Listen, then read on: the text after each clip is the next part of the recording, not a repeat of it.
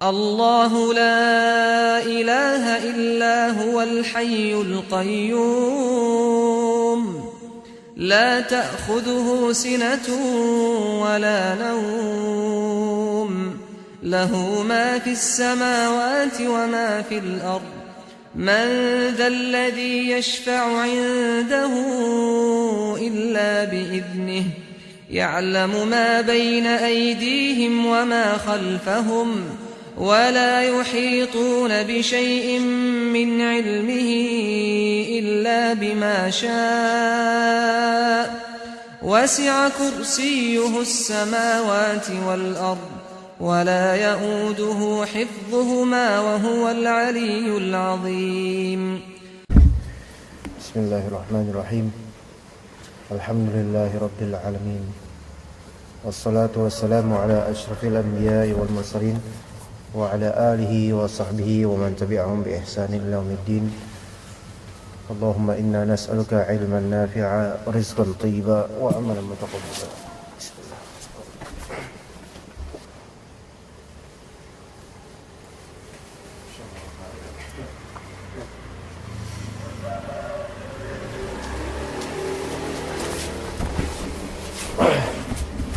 Kita lanjutkan insyaallah halaman ke 109. Tahap yang ketiga di sini tahap pasca pengobatan. Dikatakan di sini tahapan pasca pengobatan itu justru tahapan yang berat.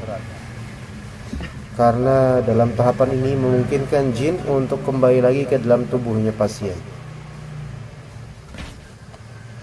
Seseorang yang setelah diruqyah jangan merasa atau jangan memastikan, dan juga peruqyah jangan memastikan semuanya sudah berakhir. Walaupun merasa sudah tidak ada lagi gangguan dan semacamnya, tapi jangan merasa makar mereka sudah berakhir. Nah, hal ini yang banyak menipu dari kaum muslimin, baik peruqyahnya ataupun pasiennya. Yaitu setelah diruqyah plong dan merasa penyakit dan serangan sudah berakhir. Oleh karena itu, supaya tidak kembali lagi misalnya, itu wajib atasnya melakukan hal-hal berikut. Pertama, memelihara sholat berjamaah.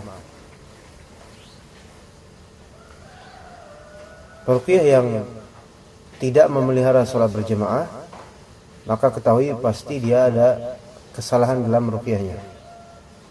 Ya. Begitu juga dengan dai yang tidak memelihara sholat berjamaah. Ya. Walaupun memang hukum sholat berjamaah itu sendiri ikhtilaf di antara ulama, dan juga masalah sholat berjamaah apakah harus di masjid ataupun bisa di tempat lain. Yang penting jamaah itu juga masalah ikhtilaf. Ala kulli hal di sini kalau ada dai, ya peruqyah kan termasuk dai yang tidak begitu mementingkan sholat berjamaah, maka pasti ada sesuatu dalam dirinya yang tidak bagus. Kedua, berzikir kepada Allah dalam waktu-waktu tertentu, terlebih pagi, petang, dan sebelum tidur. Ketiga, hendaklah pasien tersebut kembali kepada Anda sebagai peruqyah, agar Anda membacakan kepadanya meruqyah setelah beberapa waktu, atau dengan memberikan air yang dibacakan dengan surat-surat yang dapat mengusir syaitan. Kemudian sebagian dia minum dan sebagiannya dia gunakan untuk mandi. Tapi sebenarnya dia bisa meruqyahnya sendiri. Ya, tak maksudnya kalau mau air ruqyah cukup dia aja yang bacakan. Ya, cukup dia aja yang bacakan. Kemudian dia minum sendiri dan dia mandi dengannya sendiri. Keempat, membaca bismillah ketika hendak melakukan sesuatu. Kelima, mendengar dan menyimak ayat-ayat Al-Quran dan membacanya. Ya, ini yang kelima sangat penting. bagi orang yang baru diruqyah. Sering mendengar dan menyimak ayat-ayat Al-Quran dan membacanya, terutama dengan tafsir. Ya. Surat apapun secara rutin. Ya. Itu benar-benar sebuah serangan buat syaitan sendiri kalau bisa kita baca tafsir dengan ikhlas. Kemudian ada peringatan-peringatan bagi ruqyah. Yang pertama, jin terkadang datang berteriak-teriak, memanggil-manggil, menakut-nakuti dan mengancam. Ya, berteriak-teriak, kadang ada yang ngomong jorok gitu kan. Jinnya kadang-kadang gitu. Memanggil-manggil, ya. Memanggil nama, kadang nama iblis dipanggil. Menakut-nakuti dan mengancam. Itu biasanya peruqyah diancam, saya akan begini-giniin kamu, awas kamu begini-gini. Maka janganlah Anda sekalipun takut padanya. Di sini takutkan amalan hati. Jangan merasa takut walaupun sedikit. Kalau di kalbu kita menyimpan rasa takut, tapi mimik wajah kita berani, itu juga jangan. Ya. Jadi tetap tegar. Ya. Hati itu jangan sampai ada sedikit pun rasa takut. Dan jangan dipura-purakan sok tegar gitu. Padahal dalam hati itu takut.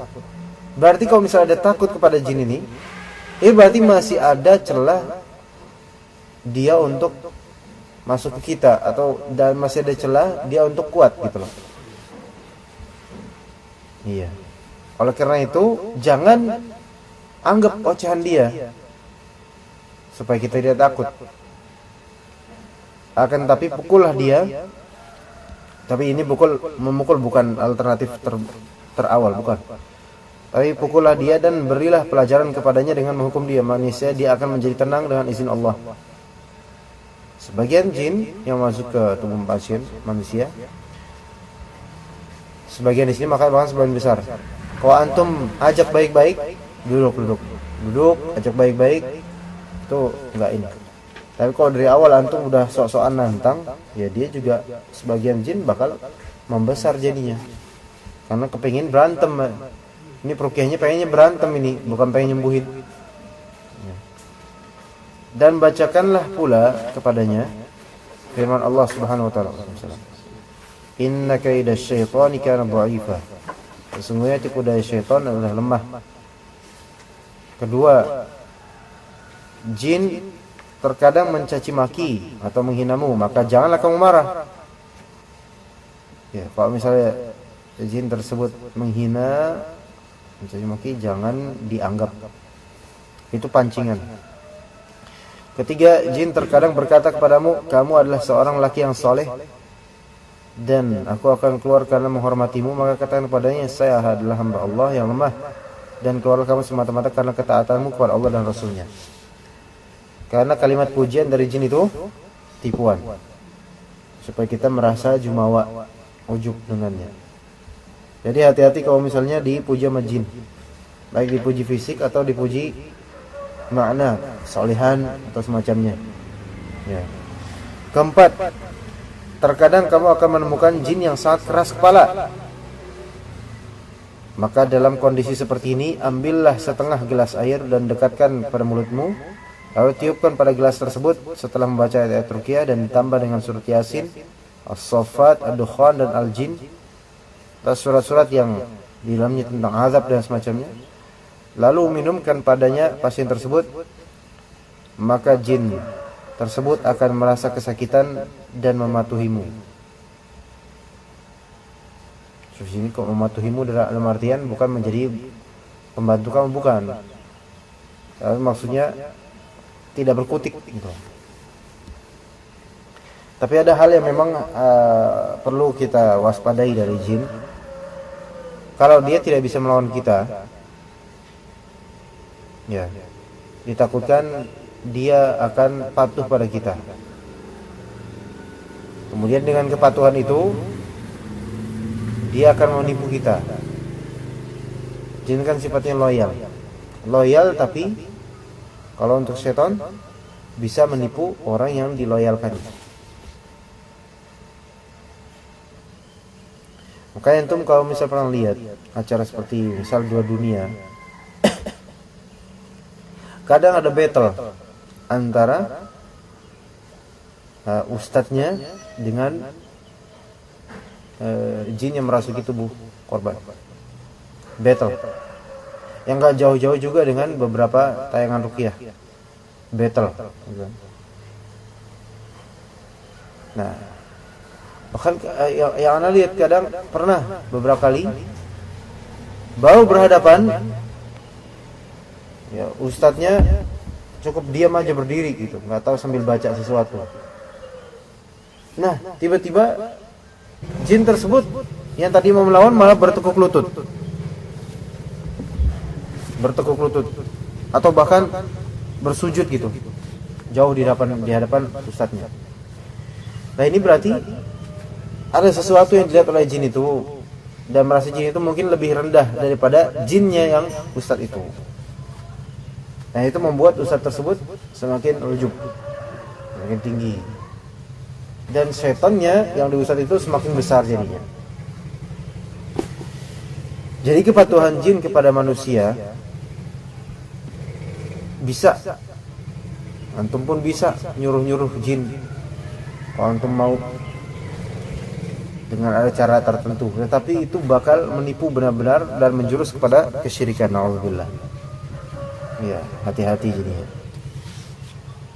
Dan akan keluar dengan izin Allah kalau misal kita lakukan hal-hal tadi. Dan kalau dia belum keluar, maka teruslah kamu membacakannya, walaupun setelah beberapa lama sampai ia keluar dengan izin Allah. Memang untuk pasien santet ya agak sulit, lebih sulit lagi. Kelima, jin terkadang setuju untuk keluar, akan tetapi ia tidak mampu. Ya, bisa jadi karena usia jin tersebut yang terbilang muda. Anda juga pernah mendapatkan kasus ini. Jinnya setuju keluar, bahkan udah syahadat, tetapi nggak bisa, mau keluar nggak bisa, tetap aja kayak gitu. Ternyata memang dia kanak-kanak gitu, usianya terbilang muda, atau karena sedikit pengalamannya dalam hal ini, sehingga kebingungan mencari jalan keluar. Nah, di sini kan dia tidak mau, bukan tidak mau, tapi dia nggak bisa keluar, kesulitan keluar. Nah, ada juga nggak bisa keluar karena pasiennya ini, manusianya ini masih menyimpan sesuatu yang mana jin tersebut suka dengan sesuatu tersebut. Misalnya jin itu suka pasien itu memakai cincin tertentu yang biasa dipakai, dan pasien itu nggak ngeh, tetap nggak mau menghilangkan cincin itu, ya kan? Atau karena jin itu masih ada perasaan kepada pasien, itu bisa. Ya. Baik. Dan Anda juga akan mendapatkannya mengakui akan hal itu seraya berkata kepada Anda, bantulah aku untuk dapat keluar. Maka dalam kondisi seperti itu hendaklah Anda membacakan kepadanya surat Yasin dengan lengkap serta kumandangkan azan pada telinganya. Yang ini Anda belum pernah meritualkan baca surat Yasin dengan sampai kumandang azan. Wallahu a'lam. Tapi di kitabnya Syekh Wahid Abdul Salam Bali juga seperti ini kalimatnya. Itu kalau misalnya ada jin yang memang kesulitan, bacain aja surat Yasin kemudian diazankan. Ya. Tapi wallahu a'lam, Anda belum pernah mempraktikannya. Ya. Coba antum bisa coba dipraktikkan kalau misalnya memang terjadi hal-hal seperti ini. Tapi identifikasikan dulu bahwa saya bisa jadi dia tidak bisa keluar karena memang ikatan sihir dari pengirimnya, atau karena jin itu nggak bisa keluar walaupun mau karena masih ada perasaan suka kepada manusia ini, atau faktor lain yang tidak disebutkan di sini, yaitu pasien tersebut, manusia tersebut memiliki barang-barang yang juga disukai sama jin ini gitu. Ya. Keenam, hendaklah ruqyah dibaca dengan tartil, khusyuk, dan dengan suara yang terdengar. Ya. Dibaca dengan tartil, dengan tajwidnya, tahsinnya bagus. Kalau misalnya tidak dengan itu, lalu dari mana datang pertolongan? Tapi luar biasanya beberapa peruqyah tartilnya, tajwidnya Masya Allah. Ya, sedih kita dengarnya. Tapi ternyata malah lebih hebat lagi daripada ustadz-ustadz yang tajwidnya bagus. Kok bisa, siapa yang menolong gitu loh. Makanya bilang dari awal, bisa jadi seorang peruqyah itu ditolong sama syaitan untuk mengalahkan syaitan lainnya, dengan tujuan supaya peruqyah itu tertipu dengan itu semua. Dibaca dengan tartil, khusyuk. Khusyuk di sini berarti harus tahu makna dari yang dia bacakan. Ya. Bahasa Arabnya mengerti dari yang dia bacakan itu. Dan dengan suara yang terdengar. Karena kalau misalnya nggak terdengar, kan orang kan nggak tahu ini baca apa ini. Jangan-jangan orang jadi suudzon jadi. Iya. Kemudian yang ketujuh, jin terkadang meminta syarat-syarat tertentu. Nah, ini jin meminta syarat-syarat tertentu juga ngelihat dari peruqyahnya. Maksudnya kalau peruqyahnya itu orang awam, nggak ngerti apa-apa, minta syarat telur. Ya, minta telur. Minta daging, minta nasi, minta kopi, dan seterusnya. Sehingga bisa dikabulkan. Tapi kalau misalnya yang dihadapi oleh jin ini adalah peruqyah yang soleh, alim, itu minta kayak gitu sia-sia dia. Makanya dia nggak minta. Ya.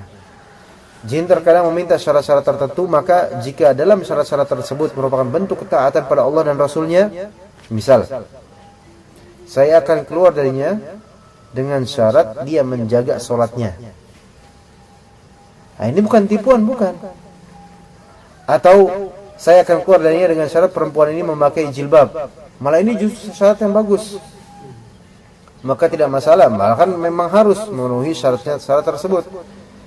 Akan tetapi sampaikan kepada jin itu bahwa dia melaksanakan perbuatan ini bukan karena ketaatan kepadanya. Maksudnya di sini sampaikan kepada pasien bahwasanya nanti pasien kalau misalnya menjaga sholat atau memakai jilbab itu semata-mata bukan karena ketaatan kepada jin yang sudah keluar, tapi karena mentaati Allah. Kenapa? Karena kalau misalnya dia nanti menjaga sholat dan memakai jilbab karena ingat dan taat kepada jinnya, itu berarti sama aja menghambakan diri kepada jin, nanti datang lagi. Jadi harus diingatkan. Dan jika jin tersebut menyuruh kepada kemaksiatan atau hal-hal yang sebenarnya tidak jelas dalam syariat, maksudnya tidak jelas dianggap syubhat dalam syariat, ya, seperti memberikan roti kepadanya ketika itu, memberikan makan gitu, memberikan servis kepada dia, pada jin ketika itu, maka janganlah dituruti permintaannya, akan tetapi berilah dia hukuman atas itu. Ke-8, apabila kamu ingin mengetahui akidah yang dimiliki jin tersebut tanpa harus bertanya kepadanya, maka bacalah ayat-ayat yang membicarakan tentang ahli kitab kepadanya, seperti firman Allah, laqad kafara alladziina qalu innallaha huwal masih ibnu maryam. Sesungguhnya telah kafirlah orang-orang yang berkata sesungguhnya Allah itu adalah Al-Masih putra Maryam. Dan yang semisal dari ayat-ayat Allah yang bercerita tentang ahli kitab dan kekufuran mereka. Apabila dia berteriak, nah di sini teriak bukan karena dia tahu maknanya, teriak karena efek dari bacaan yang maknanya mengenai terhadap hal itu. Ketahuilah sesungguhnya dia adalah jin yang beragama Nasrani. Dan seperti firman Allah, wa qalatil yahudu Uzairun ibnullah wa qalatin nasara al-Masih ibnullah. dzalika qauluhum bi afwahihim yudahi'una qaulal ladzina kafaru min qabl qatalahumullah anna yufakun. Orang-orang Yahudi berkata Uzair itu putra Allah, dan orang-orang Nasrani berkata Al-Masih itu putra Allah. Demikian itulah ucapan mereka dengan mulut mereka. Mereka meniru perkataan orang-orang kafir terdahulu sebelum mereka. Dilaknati oleh Allah lah mereka ini. Bagaimana mereka sampai berpaling. Itu untuk Yahudi. Itu untuk mengecek akidahnya. Tapi ada kulihal, kalau misalnya kita tahu dia utus syaitan, mau dia Nasrani kayak mau dia Yahudi, yang penting dia kafir dah. Jadi nggak perlu lagi mengorek-ngorek akidah lebih dalam lagi. Kamu Yahudi sekte apa? Kamu Syiah yang mana, Zaidiyah atau Ismailiyah atau apa? Nggak perlu itu. Ya. Nanti dimain-mainin nama dia. Kesembilan, jika Allah Subhanahu wa taala menjauhkan atau memalingkan jin tersebut dari si pasien, maka suruhlah dia dan orang yang bersamanya agar sujud kepada Allah sebagai rasa syukur kepada Allah karena telah menyelamatkan mereka dari jin yang zalim ini. Begitu juga hendaknya Anda sujud sebagai rasa syukur kepada Allah atas taufiknya kepada Anda, astagfirullah, dengan menghilangkan kezaliman ini. Ke-10 yang terakhir di sini, apabila Allah Subhanahu wa taala telah menjauhkan atau memalingkan jin melalui perantara kedua tanganmu, maka janganlah kamu berkata, aku telah mengeluarkan jin tersebut, atau aku telah menjauhkannya. Akan tetapi katakanlah, sesungguhnya Allah lah yang telah memalingkannya, atau Allah lah yang telah mengeluarkannya. Dan waspadalah Anda dari sifat bangga diri. Sesungguhnya hal itu termasuk jalan masuknya syaitan yang paling besar. Bayangkan tuh, jalan masuknya syaitan yang paling besar adalah ujub, sombong, merasa dirilah yang berjasa. Ya. Dan ini pernah kita rasakan seperti ini dengan kok bisa ketika itu ujubnya tingkat tinggi jadinya. Ternyata emang itu jalannya mereka. Gak apa-apa mereka di awal jadi korban, keluar dari tubuh pasien. Tapi kemudian mereka menggelitik kita untuk supaya ujub dengan itu. Saya bisa. Makanya yang tadi Nabi bilang, seorang peruqyah yang bacaan jelek kok bisa itu kayak gitu. Itu supaya mereka tuh ujub nantinya. Lihat saya yang belum sehebat ustadz itu ilmunya, tapi ternyata lebih bisa daripada ustadz tersebut. Ya. Maka berhati-hatilah di sini. Permainan ujub ini halus banget, sebagaimana permainan riya. Halus. Ya, semoga Allah taala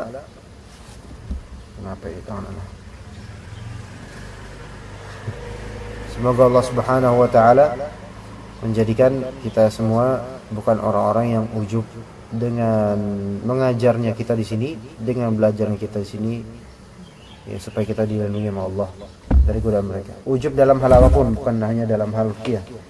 Dalam hal ilmu juga ujub juga adalah pintu besar dari syaitan. Ya. Tapi kita cukupkan untuk hal itu.